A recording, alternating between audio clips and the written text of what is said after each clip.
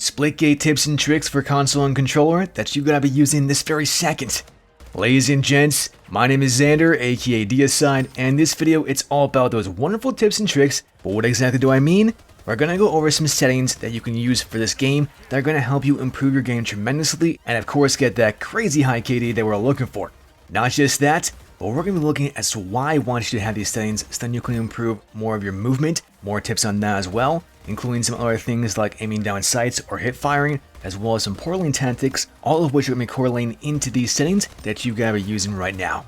The only thing left to do is just to simply sit back, relax, grab that Mountain Dew, and eviscerate that like button for the YouTube algorithm, and let's jump right into the video.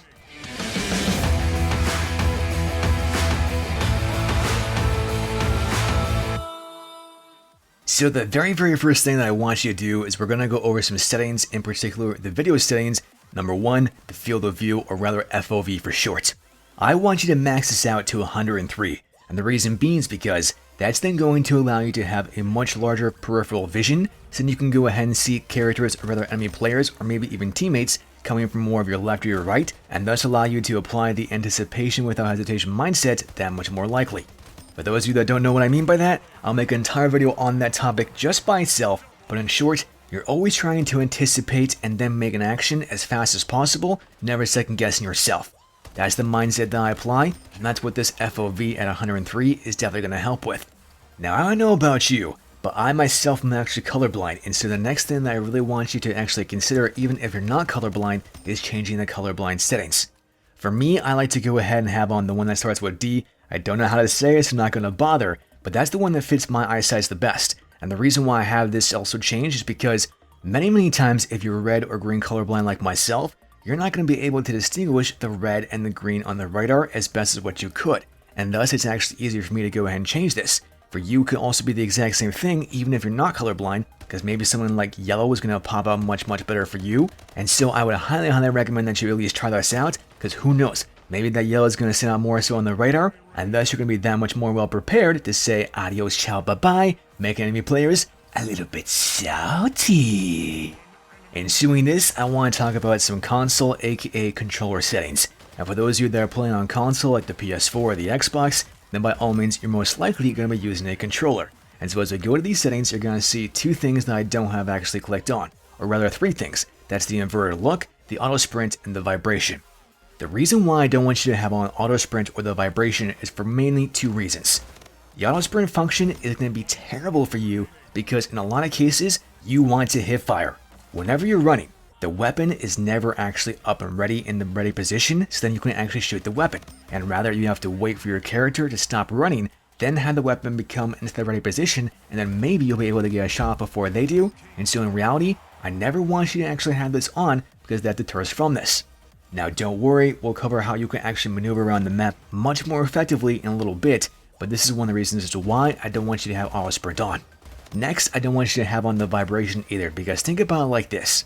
When you're in a high intense scenario, the vibration from your controller is always going to mess you up, or rather it has a higher inclination to mess you up. If your fingers, or rather your hands, aren't vibrating, then the odds of you being able to have a more calm decision, as well as being able to even press the right button, increases tenfold.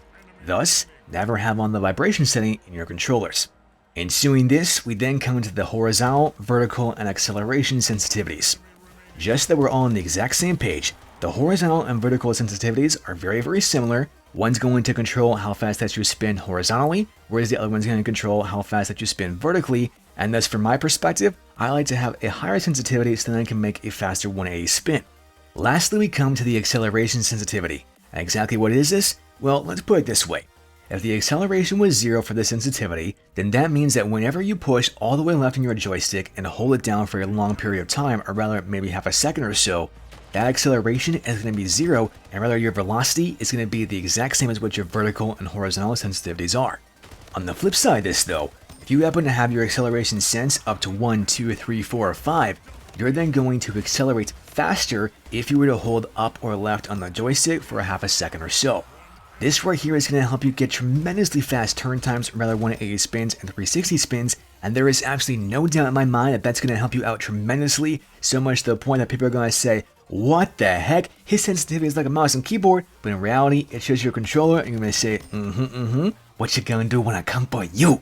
Now while we're on the topic of the controller settings, the very last thing that I want to show you is the layout that I have for my button layout, and that's the default settings. Now for those of you, if you want to, you can go ahead and customize this as you so see fit, as there's a button layout that allows you to do so. But if you want to find one that's very, very effective as well as very competitive, it's one that I would like to recommend, and that's Bumper Jumper. Now for me, I swapped back and forth many times because way back in the day, I used to play competitive Halo, and that then allowed me to have some better overall functionality. But since then, I've gone to many other games like Call of Duty, Destiny, you name it, and with those games, I've actually used the default settings. So for this one, muscle memory's already come into play, and so for me, the default settings is what I like to use. And taking one teeny tiny step back, I want you all to remember as to why I didn't want you to have on the sprint lock. The reason why I say so is because, once again, when you're running with the weapons, you're going to have the weapon in the down position, and thus it's not going to be used effectively, or rather it may not be up in the ready position as fast as what it was if you were maneuvering in this manner. The next tip is exactly this, and that is to pretty much bunny hop or titan skate like in Destiny 2, where you can go around the map, use your booster jets, pretty much never ever run, and still move tremendously fast. If you're hopping around the map, and you're also using the booster jets to give you that little bit of extra oomph, that's going to make you a much harder target to hit, rather than if you were just simply running. When you're running, you're very easy to predict as to where you're going to be, as your head level height is going to be the exact same thing. But if you're bunny hopping, as well as doing the boosting to give you a little bit of a different angle of elevation here or there, I'm telling you, hands down, that style of movement is not only faster to get from point A to point B, but it's also making you that much of a harder target to hit.